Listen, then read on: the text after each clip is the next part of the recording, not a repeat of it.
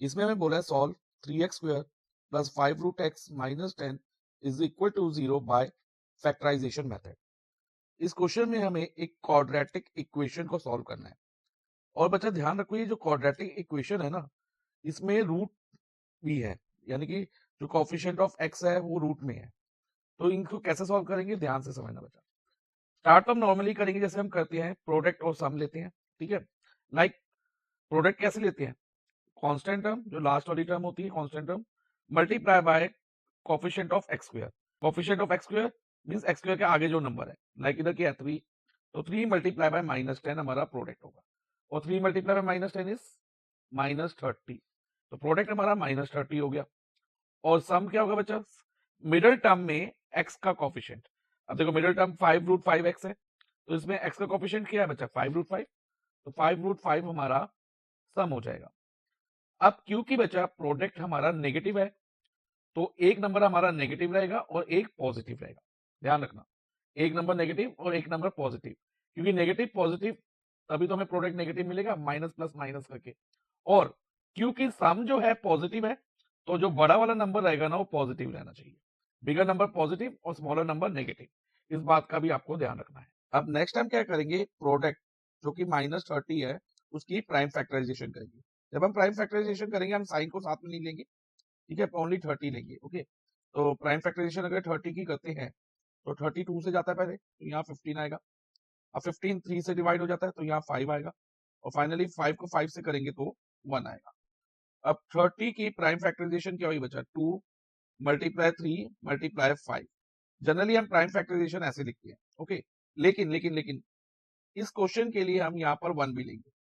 जब भी हम मिडिल टर्म स्प्लिटिंग का क्वेश्चन करेंगे ना, तो हम यहाँ पर जो ये 1 है उसको भी लेंगे, क्योंकि कई बार ये भी यूज होता है जब हम स्प्लिटिंग के नंबर ढूंढते हैं मिडिल टर्म के। ओके, तो बच्चा अब देखो, सम में हमारे पास √5 है, लेकिन प्रोडक्ट में √5 नहीं है। मिडिल टर्म के दो नंबर आएंगे ना, उन दोनों नंबर में √5 आना चाहिए, तभी हमें सम में 5√5 मिल पाएगा, यानी कि √5 वाली टर्म मिल पाएगी। अब प्रोडक्ट में हम √5 कैसे लाएं, ये ध्यान रखना है। तो हम इसमें बच्चा जो 5 वाली टर्म है ना उसको ले लेंगे। 5 को हम √5 मल्टीप्लाई बाय √5 भी तो मान सकते हैं, क्योंकि √5 इंटू √5 क्या होता है 5 होता है।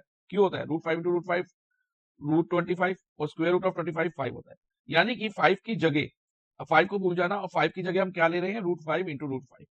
अब जो फैक्टराइजेशन होगी ना क्या होगी, 2 मल्टीप्लाई 3 मल्टीप्लाई √5 मल्टीप्लाई √5 मल्टीप्लाई 1। ध्यान रखना, इस 5 को भूल जाना, तो हमारी न्यू फैक्टराइजेशन ये रहेगी।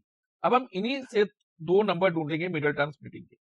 तो जैसे कि मैंने बताया, दोनों नंबर में √5 तो आएगा ही आएगा, तो ठीक है। तो पहले हम क्या करते हैं, एक 2 ये लेते हैं, ये वाला 2 जो मैंने अंडरलाइन किया, और √5 ले लेता हूँ। तो ये क्या बनाता है बच्चा 2√5, 2√5 ही होगा ना, यस सर 2√5 होगा। अब बाकी नंबर कौन से बच गए, एक तो 3 बच गया, एक √5 बच गया, और एक 1 बच गया। तो 3 इंटू 1 3, और √5 3√5।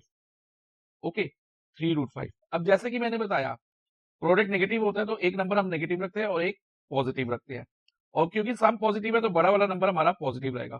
तो 2√5 और 3√5 में से 3√5 बड़ा है, तो हम 3√5 को पॉजिटिव रखेंगे और 2√5 को हम नेगेटिव रखेंगे।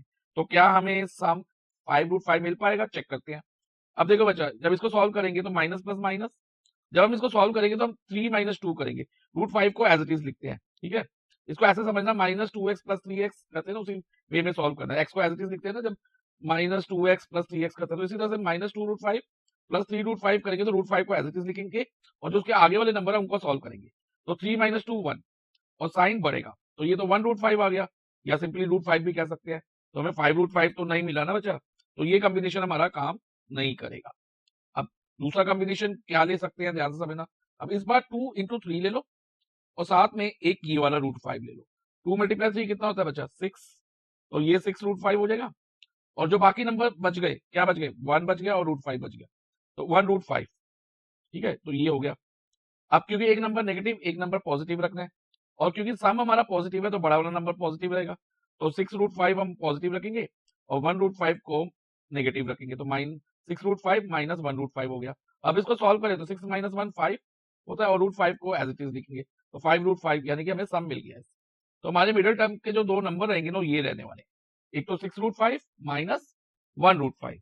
तो बच्चा मिडिल टर्म स्प्लिटिंग हम करते हैं, तो इस मिडिल टर्म स्प्लिटिंग जब हम करेंगे 3x स्क्वायर को तो एज इट इज लिखेंगे, लेकिन 5√5x की जगह उसको जो हमने ब्रेक करके दो नंबर लिए हैं उनको यूज करेंगे, लाइक प्लस 6√5x, जो x है ये साथ में लिखना है, ध्यान रखना, और माइनस 1√5x, माइनस 1√5x। देखो 5√5 की जगह क्या आ गया, 6√5x माइनस 1√5x, और जो कांस्टेंट टर्म -10 है उसको एज इट इज कॉपी करना होगा, इज इक्वल टू 0। अब नेक्स्ट क्या करेंगे, फर्स्ट टू टर्म में देखेंगे कि क्या कॉमन है। अब देखो बच्चा, फर्स्ट टू टर्म में हमें क्या कॉमन दिख रहा है, एक तो 3 और 6 में 3 कॉमन है, 3 कॉमन ले लो, और x स्क्वायर और x में से हम x कॉमन ले सकते हैं, तो यानी कि 3x कॉमन आ जाएगा। अब ब्रैकेट के अंदर क्या रहेगा बच्चा, देखो 3x स्क्वायर में से हमने 3 और x बाहर ले लिया तो 3 पूरा बाहर आ गया, तो 3 तो लिखेंगे ही नहीं, x स्क्वायर में से एक x बाहर ले लिया तो ब्रैकेट के अंदर एक x रह जाएगा।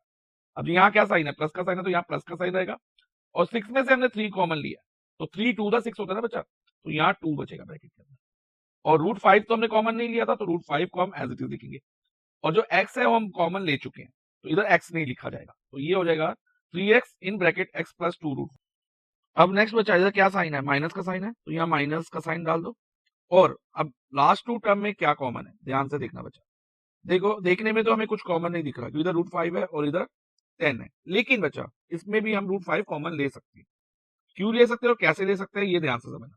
जैसे कि 10 है, 10 को हम 2 इंटू 5 लिख सकते हैं कि नहीं लिख सकते, यस सर लिख सकते हैं, 2 इंटू 5 10 ही तो होता है, और 5 की जगह हम 5 को हटा के √5 इंटू √5 भी तो ले सकते हैं, क्योंकि √5 इंटू √5 क्या होता है, 5 होता है, √5 इंटू √5 25, और स्क्वायर रूट ऑफ 25 5 होता है, तो फैक्टर ऑफ 10 क्या है, 2 मल्टीप्लाई √5 मल्टीप्लाई √5, यानी कि 10 में √5 भी आ रहा है, तो अब √5x और 10 में से हम √5 कॉमन ले सकते हैं, तो अगर हम √5 कॉमन लेते हैं तो बच्चा देखो इधर एक तो √5 बाहर आ जाएगा, वेरिएबल में कुछ कॉमन नहीं है क्योंकि इधर x है लेकिन 10 के साथ x नहीं है, तो अब ब्रैकेट में क्या रहेगा, जब हमने 1√5x में से √5 बाहर ले लिया तो ब्रैकेट में रहेगा 1 और x 1x, और 1x को हम x भी लिख सकते हैं क्योंकि any number multiply by 1 is same number, तो इधर x आ जाएगा, ओनली x।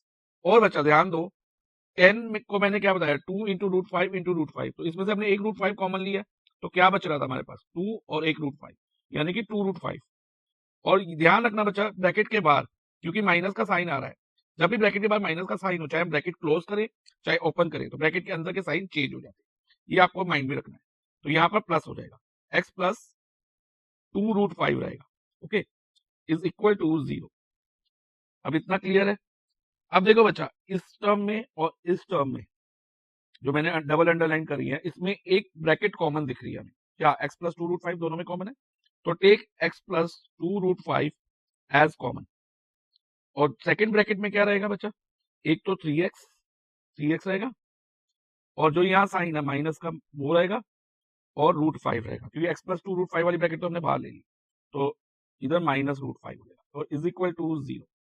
अब बच्चा नेक्स्ट स्टेप में क्या करेंगे, हम x plus 2√5 is equal to 0 डालेंगे, और साथ में 3x माइनस √5 को भी इक्वल टू 0 रखेंगे, तो x की वैल्यू क्या होगी, माइनस 2√5, क्योंकि प्लस 2√5 0 के साथ जाके माइनस 2√5 होगा, 0 माइनस 2√5 माइनस 2√5 ही रहेगा, और 3x इज इक्वल टू, और जो माइनस √5 है अगेन 0 के साथ जाके प्लस √5 हो जाएगा, और 0 प्लस √5 रहेगा, और x की वैल्यू क्या होगी बच्चा, इधर से √5 अपॉन 3, क्योंकि इधर जो 3 है x साथ मल्टीप्लाई में है, जब ये LHS से RHS में जाएगा तो डिवाइजर में आ जाएगा, √5 अपॉन 3, तो हमारी x के दो रूट्स क्या हुए, x is equal to √5 upon 3 और x is equal to minus 2√5।